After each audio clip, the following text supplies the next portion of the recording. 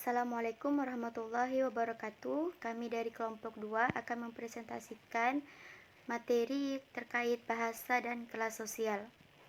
Langsung saja kita masuk ke materi pertama.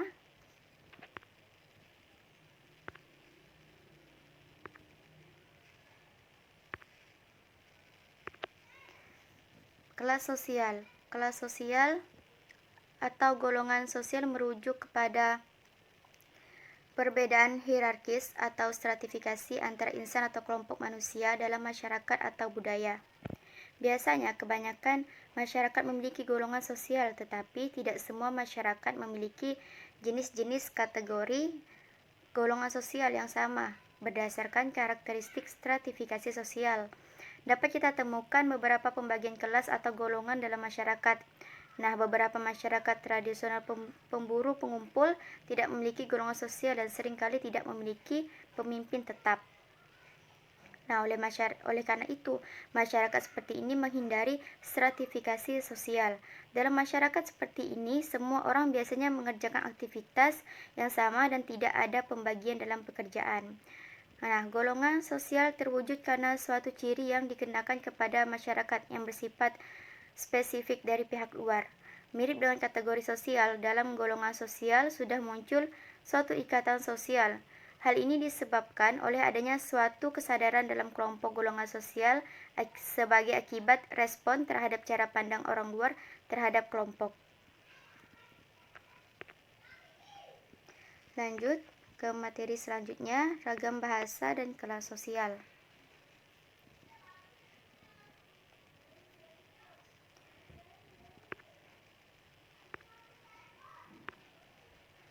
Ragam bahasa dan kelas sosial.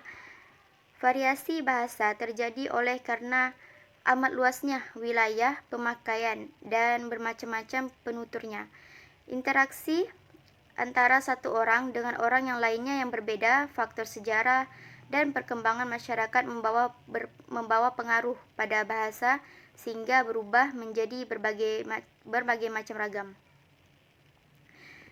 Jadi keragaman itu mau tidak mau merupakan konsekuensi dari hukum alam.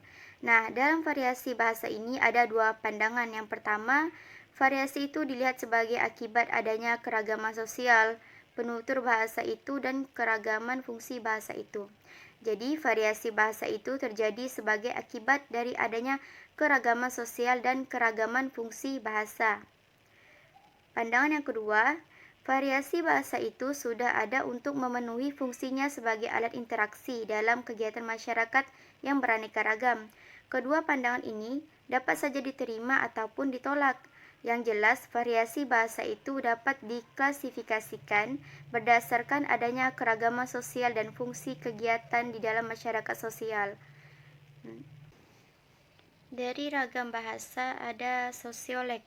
Sosiolek adalah ragam bahasa yang terkait dengan suatu kelompok sosial tertentu.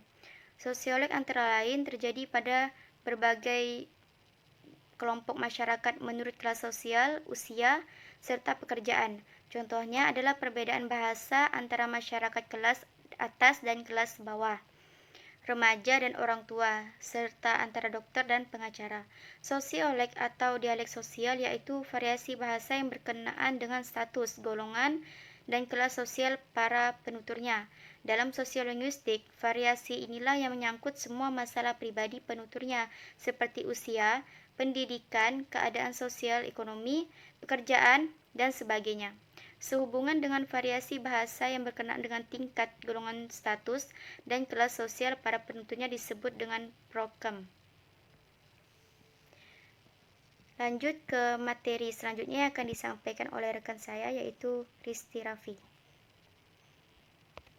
Assalamualaikum warahmatullahi wabarakatuh. Baiklah, di sini saya akan menyampaikan poin yang kedua yaitu tentang peranan Labov.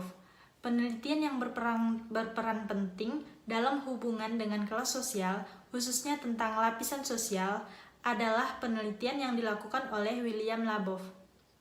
Dilakukan untuk meneliti variasi bahasa dengan berbagai variasi kelas sosial di kota New York. Labov menggunakan 340 orang sebagai sampel yang dipilih secara acak atau random sampling. Labov dapat membuktikan bahwa seseorang individu dari kelas sosial tertentu, umur tertentu, dan jenis kelamin tertentu akan menggunakan variasi bentuk bahasa tertentu. Sehingga dengan cara ini kita sekarang dapat membuat korelasi antara ciri-ciri kebahasaan atau linguistik dengan kelas sosial. Labov berhipotesis bahwa penutur memiliki perbedaan frekuensi dalam menggunakan bentuk-bentuk prestik suatu bahasa berdasarkan latar belakang kelas sosial. Hipotesis yang dikemukakan oleh Labov tersebut terbukti benar, yaitu bahwa kelas sosial memiliki dampak pada penggunaan bentuk-bentuk prestik suatu bahasa.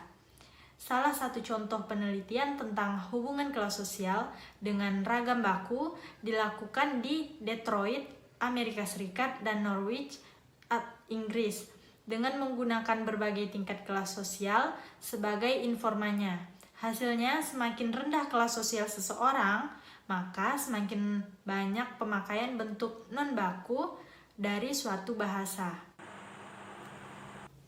Baiklah, selanjutnya kita akan masuk ke penjelasan mengenai kelas sosial. Nah, dalam tulisan ini akan diulas pembagian kelas sosial dari Labov.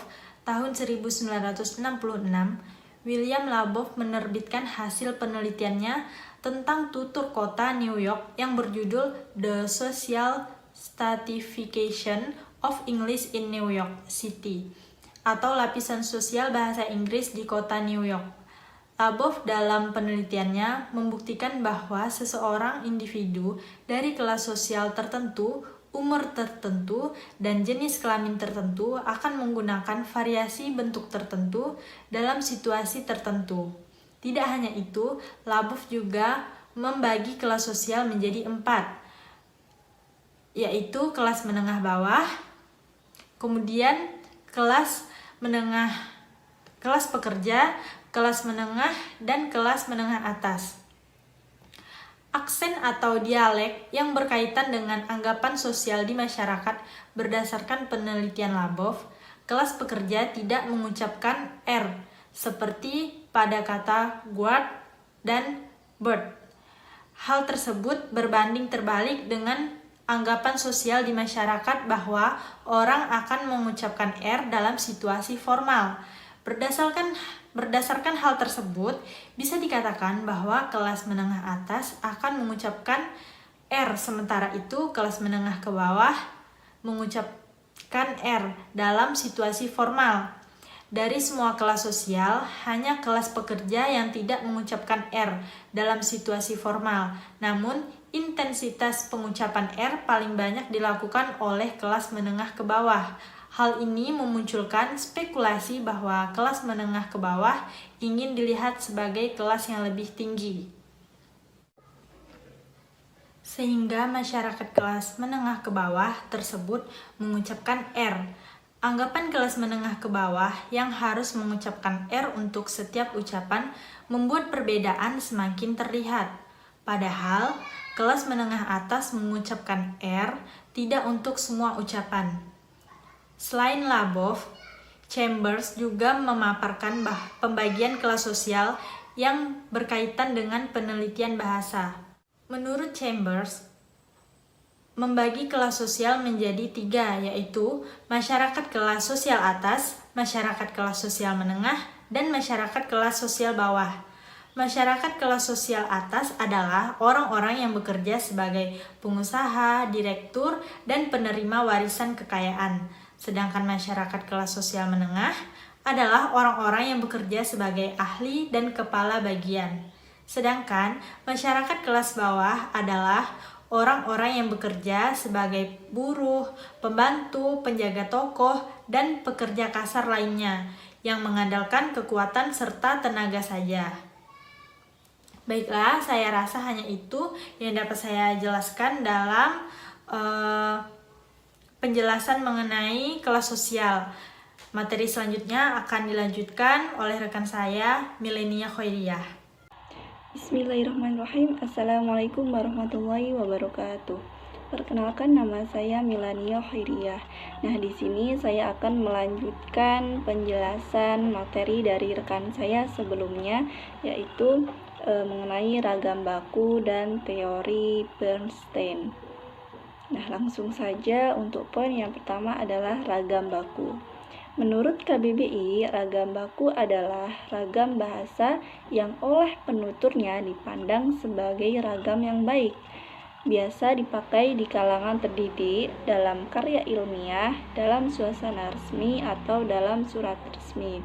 Nah, artinya ragam baku atau ragam bahasa baku ini merupakan jenis bahasa yang formal, yang mana ragam baku sendiri itu memiliki standar kaidah atau aturan yang tetap.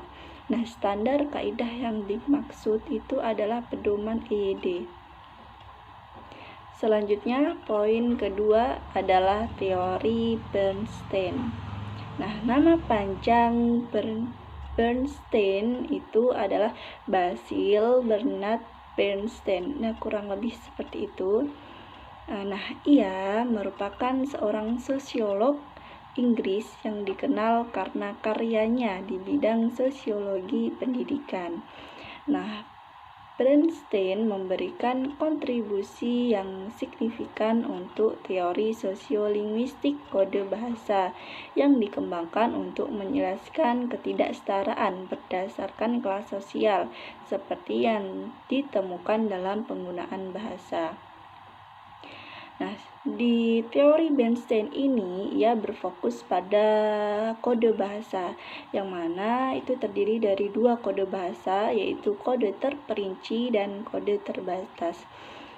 Jadi ada dua anggapan kode bahasa atau ragam bahasa penutur yang diperkenalkan oleh Bernstein pada tahun 1960-an. Nah, kode bahasa itu adalah kode terperinci dan kode terbatas. Nah, yang pertama itu ada kode terperinci. Nah, kode terperinci ini cenderung digunakan dalam situasi formal atau dalam diskusi akademik. Nah, menurut Sumarsono dalam bukunya Sosiolinguistik, ia menyebutkan bahwa ciri-ciri ragam bahasa dengan kode terperinci itu menggunakan klausa bawahan, kemudian kata kerja pasif dan aktif, dan penggunaan kata ganti saya. Intinya, kode terperinci ini merupakan ragam bahasa yang baku. Nah, selanjutnya kode bahasa yang kedua adalah kode terbatas. Nah, kode terbatas ini digunakan dalam kondisi informal atau non-formal, yang mana ia terikat dengan konteks dan tidak dapat dijelaskan secara jelas dan eksplisit.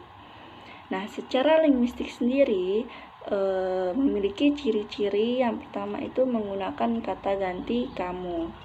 Nah, artinya ragam bahasa yang digunakan dalam kode terbatas ini adalah ragam bahasa yang tidak baku atau bahasa yang sering kita gunakan dalam kehidupan sehari-hari.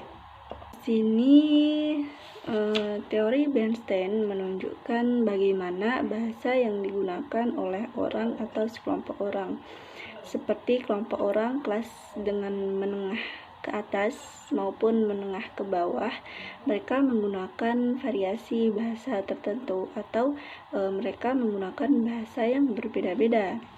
Nah, artinya sekelompok orang atau kelompok sosial itu mempengaruhi cara mereka menggunakan bahasa. Nah, dan juga Bernstein ia menunjukkan korelasi antara kelas sosial dan penggunaan kode bahasa. Nah, dia berpendapat bahwa kelas sosial menengah atas atau orang-orang yang terpelajar atau berpendidikan, mereka cenderung menggunakan kode terperinci atau bahasa yang formal. Begitu juga sebaliknya, kelas sosial dengan menengah ke bawah atau dari golongan orang-orang yang belum atau bukan terpelajar, mereka cenderung menggunakan kode terbatas atau bahasa sehari-hari. Jadi, teori ini menunjukkan bagaimana struktur bahasa yang digunakan dalam percakapan sehari-hari itu membentuk suatu asumsi dari sebuah kelompok sosial. Nah, baiklah, itu yang dapat kami sampaikan mengenai materi hari ini. Sebelum kami tutup, diharapkan kepada kawan-kawan untuk menjawab pertanyaan yang telah kami siapkan di slide terakhir. Baiklah, kami akhiri. Wabillahi taufiq wal hidayah. Wassalamualaikum warahmatullahi wabarakatuh.